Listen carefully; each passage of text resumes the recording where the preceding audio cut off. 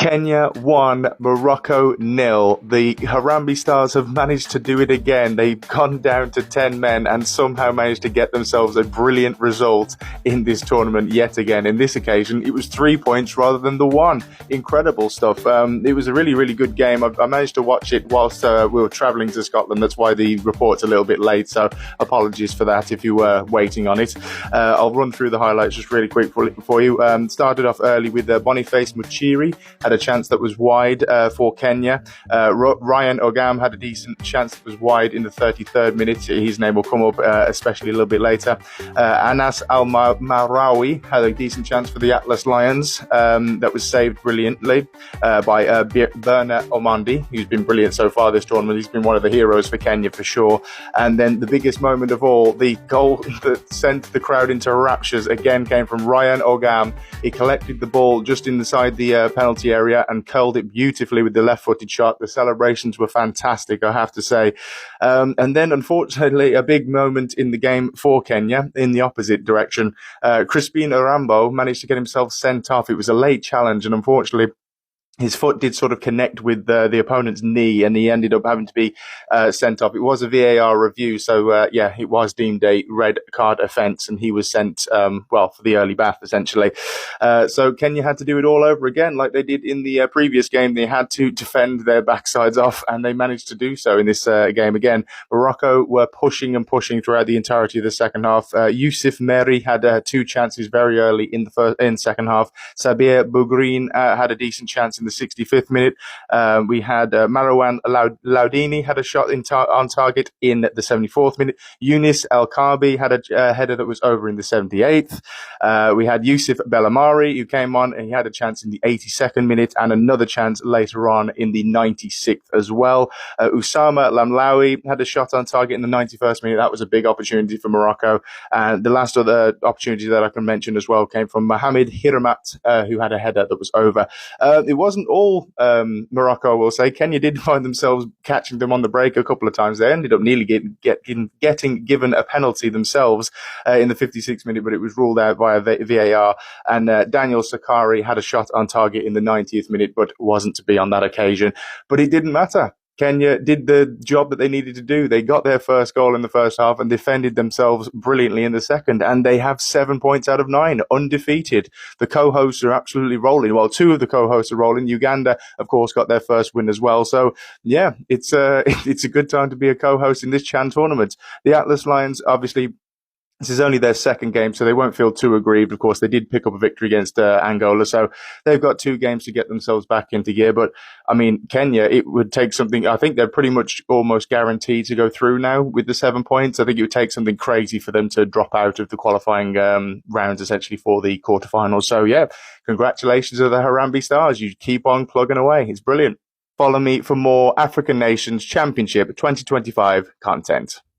Kenya takes the big 1-0 win over Morocco, and if you're Kenya, then this is a huge win, because everybody thought going into this game that Morocco was just going to flat out dominate Kenya, but Kenya did the incredible thing and won this game 1-0 over Morocco, and that is huge. Let me know what your thoughts were about this game in the comments, and with that being said, I will see you in the next video.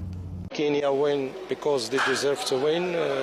They was very good, very solid in the defensive way, and for us, we was not so clever the way how we manage the first half and the second half. Of course, the Lions. Good evening, my friends. This is Andy from Schawindel, and I saw Kenya has won 1-0 against Morocco. Wow, this is very great.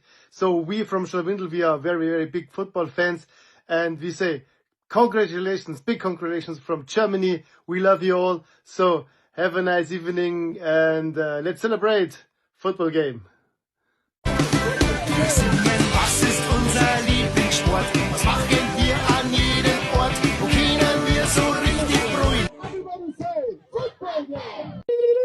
Congratulations Kenya, congratulations Kenya. Leteni Argentina sasa.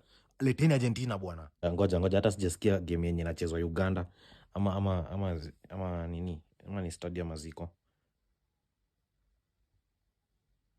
Just proud of the players. They left everything out on the field, not just for themselves, but for this fans in the stadium. That was incredible. And I don't think if we didn't have the performance from the fans the way they did, we would have survived. Not with 11 players, not with 10 players. So this victory, we owe them to the fans. So I'm just beyond grateful, that you have a team that leaves everything out on the field. No one thought about that they were tired and they couldn't, they just pushed and whatever they had left within them. And they showed the Kenyan athletic spirit today on the football field. And I think we deserved the win. As much as they had 90% of the ball, but end of the day, 3 points was ours. I said to the players, the team that wants this the most is the one that runs the hardest, is the one that's going to put in the foot where it hurts the most. And I think we did all that and they got the reward. Sometimes we are work in progress. We're not perfect yet, but we're working towards being at the level where Morocco was. So we knew we had to play a completely different game than what we wanted to play. So we had to be structured, we had to be disciplined, and we had to do it as a team. And I think they've given me all that. And then obviously we have the threats with the speed and the quality of Ryan Ogam up top, Ben Stanley today, Mutsiri and Edward Omondi. These boys, they pure heart Kenyans because they know how to run.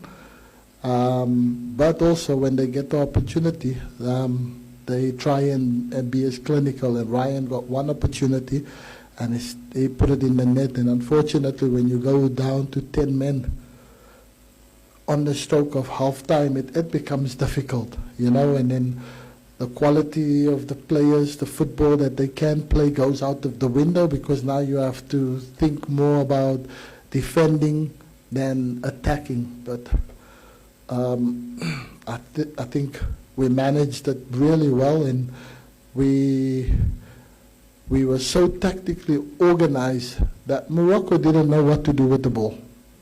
And we were happy with that. I couldn't have asked for a better performance from the players, but I think I couldn't be asked to manage a better group of players also. So as a coach, as a manager, I'm beyond proud of what the guys have done. 2 games in a row now. South Africans, I am begging you people in the name of God, if you people want us to be friends again, please, shake your Berishons Makati away from Kenya. Please, that guy is too good to coach Kenya now. Kenyans are now winning football matches. What Kenya?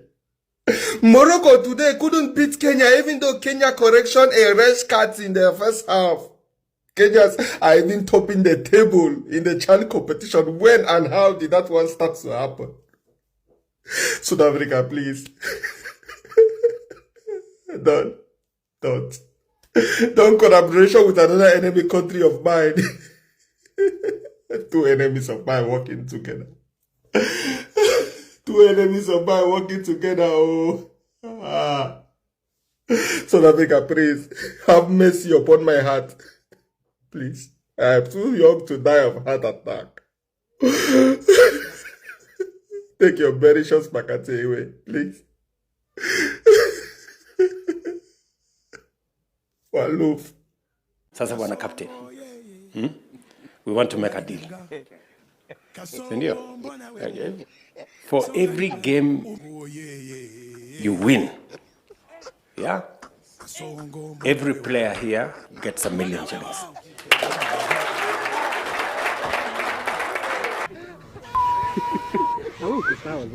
Haya, salale. Salale. For every game you draw, 500,000 shillings. Salale.